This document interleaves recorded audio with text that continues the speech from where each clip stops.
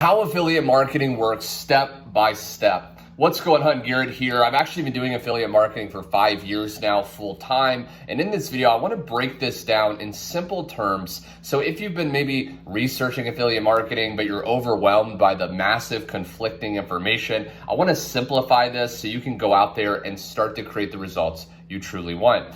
Now, all affiliate marketing is just finding products that you don't have to create. These are products that are already created. It could be training, it could be a camera, it could be a lot of things. And then all you have to do is actually join that company that created the product, join their affiliate program, which gives you your own link. This is simply a website link that's coded directly to you. Now, all you have to do is just go to places online, for example, like Pinterest or Facebook. And when you get people to click that link and they buy through your link, you get credit and you actually can make money in the form of a commission.